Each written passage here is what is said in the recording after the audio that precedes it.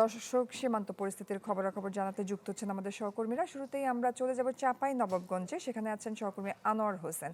আনোয়ার, চাঁপাইনবাবগঞ্জের সীমান্তের এখন কি পরিস্থিতি, জানাবেন বিস্তারিত। হ্যাঁ জয়ী, সারাদিনের উত্তেজনা এবং উদ্বেগের পর এই মুহূর্তে সীমান্ত পরিস্থিতি আপাতত শান্ত এবং স্বাভাবিক রয়েছে। তবে দিনের শুরুতে যে পুশিনের ঘটনাটি ঘটেছিল তার রেশ কিন্তু এখনো স্থানীয় সীমান্তবাসীর মনে রয়ে গেছে, সেটি কিন্তু এখনো কাটেনি। তো এই মুহূর্তে আমি আছি চোকা সীমান্তের সেই পয়েন্টে যেখান দিয়ে ভারতীয় বিএসএফ 20 জনকে পুশিনের চেষ্টা করে। তবে আপনি জানেন যে আজ ভোরে চোকা সীমান্ত দিয়ে 11 নারী 5 পুরুষ ও 4 শিশু মোট 20 জনকে বাংলাদেশে পুশিনের চেষ্টা করে ভারতীয় সীমান্তরক্ষী বাহিনী বিএসএফ। এবং খবর পাওয়ার পরই বিজিবি দ্রুত ঘটনাস্থলে পৌঁছে জিরো লাইনে তাদের প্রতিহত করে, ফলে বিএসএফ এর চেষ্টা ব্যর্থ হয় এবং দীর্ঘ সময় ধরে ওই ব্যক্তিরা সীমান্ত সীমারেখার কাছে অবস্থান করছিলেন। তো পরিস্থিতির প্রেক্ষিতে কোম্পানি কমান্ডার পর্যায়ে বিজিবি এবং বিএসএফ এর মধ্যে পতাকা বৈঠক অনুষ্ঠিত হয়। বৈঠকের পর দুপুরের দিকে বিএসএফ অর্থাৎ দুপুর 12টার দিকে 20 জনকে সীমারেখা থেকে সরিয়ে নেয়। এরপরও বিজিবি নিরাপত্তার স্বার্থে সীমান্ত এলাকায় জড়ো হয় স্থানীয় বাংলাদেশি নাগরিকদের নিরাপদ দূরত্ব সরিয়ে নেয়। তবে পরিস্থিতি আপাতত স্বাভাবিক হলেও সীমান্তের মানুষের মধ্যে উদ্বেগ এবং উৎকণ্ঠা রয়ে গেছে। স্থানীয়রা বলছেন যে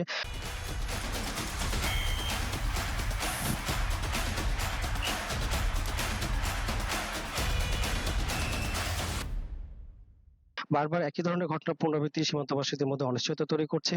আর তারা কোনো পুষিনের ঘটনা দেখতে চান না এবং এই সমস্যার স্থায়ী ও কার্যকর সমাধান প্রত্যাশা করেন। একই সঙ্গে তারা বলছেন যে দেশের সীমান্তের সুরক্ষায় যে কোনো পরিস্থিতিতে বিজিবির পাশে থাকবেন তারা। তো 59 বিজির পক্ষ থেকে জানানো হয়েছে যে সীমান্তে সর্বোচ্চ সতর্কতা বজায় রাখা হয়েছে, যে কোনো অনাকাঙ্ক্ষিত পরিস্থিতি মোকাবিলায় টহল ও গোয়েন্দা নজরদারি জোরদার করা হয়েছে। এই মুহূর্তে সীমান্তের উভয় পাশে বিজিবি ও বিএসএফ অবস্থান করছে এবং পরিস্থিতি নিবিড়ভাবে পর্যবেক্ষণ করছে। তো সব মিলিয়ে দিনের উত্তেজনাকর পরিস্থিতির পর আপাতত শান্ত রয়েছে চোকা সীমান্ত।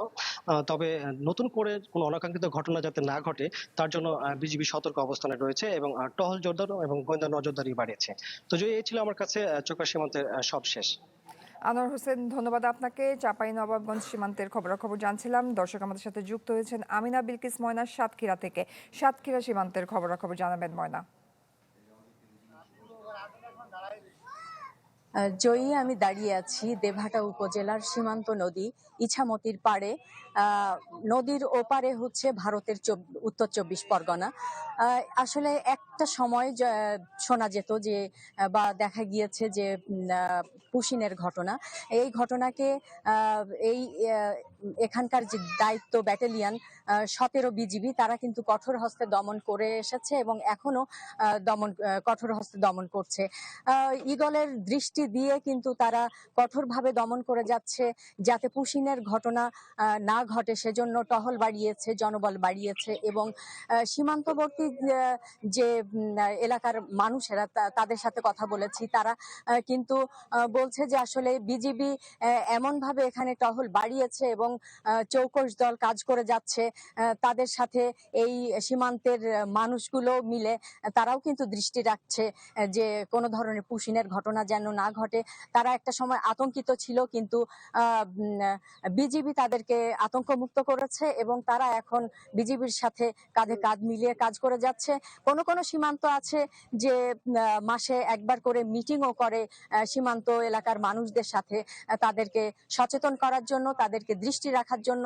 এবং বিজিবি 33 ব্যাটালিয়ন, 17 বিজিবি এবং রিভার আইন সবাই কিন্তু সাতক্ষীরার প্রত্যেকটি জলসীমা এবং স্থল সীমার যে সীমান্ত সেটি কিন্তু প্রহরায় রেখেছে, কঠোর নজরদারিতে রেখেছে।